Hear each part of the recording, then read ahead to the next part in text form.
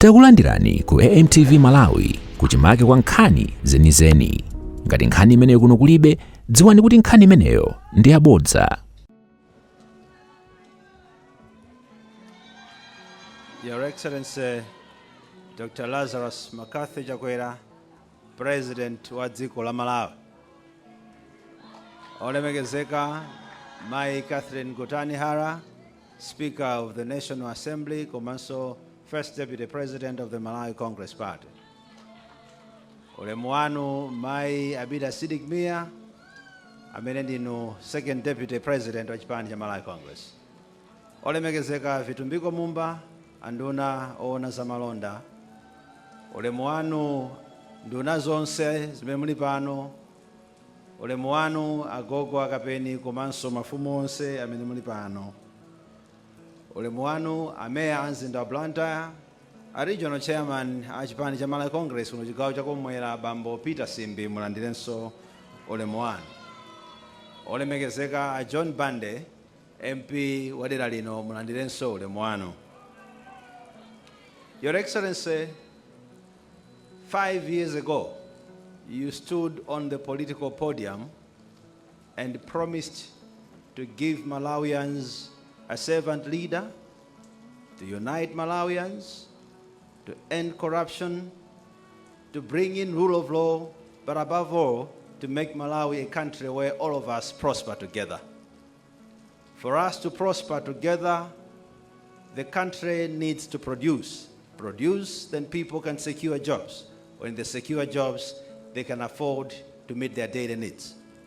You promised that under the pillar of making Malawi prosper together, you will revive the economy by, among others, ensuring that our manufacturing industry is revamped.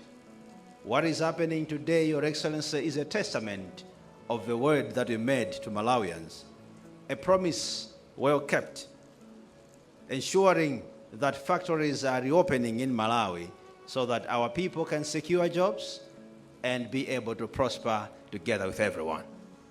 Lero, a president mutaluza dziko la Malawi kuti kunoko anthu adzakhala ndi ntchito zimenezo zidzapangitsa kuti iwo akwanitse kugula zofuna zawo, kuti tonse tikhoza kumatukuka limodzi popanda kukhala mafakitale ntchitozo sizingapezeke.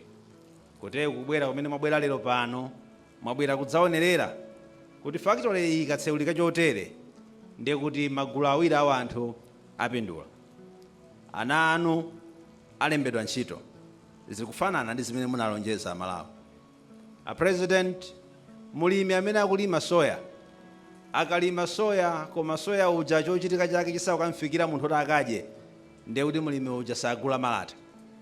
Koma mulimi kuti agule malata, agule njinga, agule galimoto, nkulinga soya wake uja atadyedwa. Kuti soya yakadyedwe zikuyenera kudzera pano. Zochitika pano zinkutheka, the farmer is not here this morning, koma we are representing the farmer in everything that we are doing. Mokuti mmene mukunena kuti kunifi kuzichoka ngongole kuti alimi atenge ngongole zimene zija zidakawavuta kubweza kudakhala kuti simukutibwezera mafakitale mdziko muno. Koma mmene sateremu ndiye kuti mulimi akabwereka ndalama kulipo kumene akagulitse soya ndipo ndalama zija akhonza kukabweza. Your Excellency, mmene mukutibwezera zintchito zimenezi zikutikumbutsa chimene munayankhula padzana kuti you are rebuilding broken foundations and taking Malawi to the future. Mukumanganso maziko amene anasweka ndi kuti Malawi mumutengere kupita chitsogolo. A president, dziko lino maziko adaswekadi. Chifukwa anthu taphunzira ife skulu, bambo athu akugwira ntchito ku Bata Shoe Company. Ndi zimene zija zidapita. Ana Ndirande aphunzira, bambo awo akugwira ku Pure Limited, zidapita. Aphunzira bambo awo akugwira ntchito ku Nzeru Limited, zidapita. Aphunzira bambo awo akugwira ku Producer, zidapita. Aphunzira bambo awo akugwira ku Tambala Food Products, zidapita. Aphunzira bambo awo akugwira ku Press Agriculture, zidapita zimene zija. A president azibambo athu amagwira ku Railways, zidapita zimene zija. Ndeti kamanena zokuti you are rebuilding the broken foundations. Zimene zija aliyense amene amaona akuziona. Koma popeza kuti kusaona si khungu lokha nthawi zonse. Kuyang'ana kumbali nkusaona komwe. Kutsinzina nkusaona komwe. Ndi anthu amasankha dala kuyang'ana kumbali. Koma ife tisankha kumaona. Your Excellency will choose to see. Ifeyo tisankha kumaona kuti inalipo nthawi imene makampaniwa adagulitsidwa ndipo mukubwezeranso. Chifukwa tikuona MDC inagulitsidwa tilipo, MDC mwabwezera ndi inuyo, ifeyo tikuona. Your Excellency amakamba kuti ku Bakhresa akukambanso nkhale za makanema, ifeyo tikukumbukira MTL tinali nayo inagulitsidwa, ife tikuona, inuyo mwati MTL ibwererenso. Eskom iyi magetsiwa padabwera kavenda pakatipa kuti magetsi akapangidwa adzimpikulitsa ameneyo, iye adzikagulitsa kwa Malawi.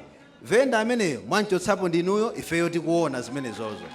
So when you say you are rebuilding the broken foundations, Malawi ife tikuona. Kunoko kuno ma factors amene amapanga facilitate trade alipo angapo koma ndikhoza tchula pamwina atatu. Reliable infrastructure has to be there. That reliable infrastructure, Your Excellency, these investors, Mr. Bakhresa, they looked at the availability of reliable infrastructure in Malawi. How are we going to export what we are producing if the roads are bad? They saw that you are building roads in Malawi. How are we going to import the raw materials? They saw that you have rebuilt the rail in Malawi. Without those, they wouldn't have come. Your Excellency, the second thing, they look at friendly government policies. They have seen that the environment is friendly. Kunoko mwakondera anthu ofuna ochita malonda. Your Excellency, thirdly, they look at a competitive market. They see that the buyer is there in Malawi. They see that Malawians, the economy is working, the buyer will be there for their products. Poyang'ana zimene za president, anthu awo apanga chiganizo chokuti ku Malawi titenga $100 million yathu tikapanga invest in Malawi. Wa business sangapange zimene zozo kuliko kuti akaluza ndalama zake. Ife, Your Excellency, tasankha kuti tidziona. Mwina salience popezana nakale kuti kusaona si khungu lokha. Koma anthu amasankha kuyang'ana kumbali. Koma ife we see kuti dziko lino mukulimanganso. Ndi chifukwa chake tikumanena molimba mtima kuti ngati kukonza dziko kuti kubwezera mafactory kuti anthu adzigwira ntchito. Anthu akamati boma ngati amanena zimene zozo, Your Excellency, bomalo ndiye kuti ndi inuyo muli apa. Chifukwa popanga mafactory amenewo, ana athu apita ku sukulu, anthu agula chakudya, anthu agula malata amanga nyumba, anthu agula magalimoto. A president ngati kuyang'ana kuti boma limapanga zimene zozo, bomalo lili panopo endi ndi inuyo. Anthu nanena kale akhonza kusankha kuyang'ana kumbali, koma ifeyo Malawi tisankha kuyang'ana zoona. Nthawi zina munthu umatha kukhala nkhali kaya ndi mbusa nkusankha kuyang'ana kumbali. Umatha kukhala wabungu ati siyo nkukhala osankha kuyang'ana kumbali. Umatha kukhala munthu wandale koma kumasankha dala kuyang'ana kumbali chifukwa kungofuna kuti winayo atachokapo khalepo iweyo. Koma Amalawi adapenya, Amalawi ndi ochenjera kwambiri. Malawians know what they want and they know kuti dzikoli likuyenda chitsogolo. A president izizi pitilizani apangire na Malawi zimenezi. Ndimafuna ndipemphe pomaliza kuti we believe that with this massive investment, the Bakhresa team will remember that, Your Excellency, you have raised the minimum wage. They will remember kuti munakweza minimum wage. They sounded proud of their staff. Tukhulupirira achinyamatawo adzikhala ukondwera ifoti mukumbukira kuti president chakwera anakweza ndalama yochepetsetsa yomulipira munthu. Tukhulupirira kuti ogwira ntchito pano sadzatukwana president chifukwa chakuzunzidwa ndo wagwiritsa ntchito panopo. Muwasamalira anthu amene akugwira ntchito panopo. Your Excellency, china ndimati tipemphe popeza tabwera kale, malonda amachitika madera osiyanasiyana.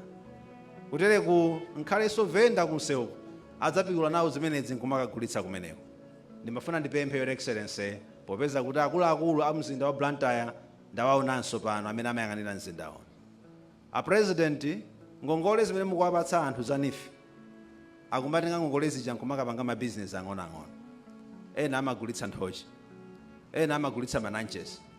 Ndeti kudziwa kuti amatipatsa convenience ifota kuti gulitsira pafupi, koma that convenience is usually in conflict with regulations sometimes.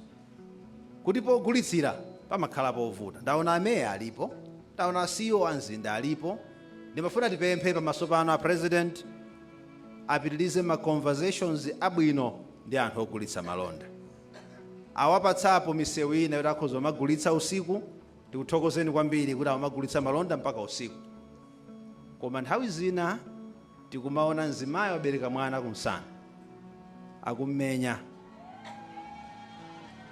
akumulanda togulitsa take, mzimayi woyembekezera akumupanda. Zinthu zina president zikamachitika timaloza achakwera, koma achakwera anthu amene ali kuderako ndajamwe apatsa ma 200 million a CDF chaka chilichonse, koma akapandopanga ka bridge kumeneko amatukwana president.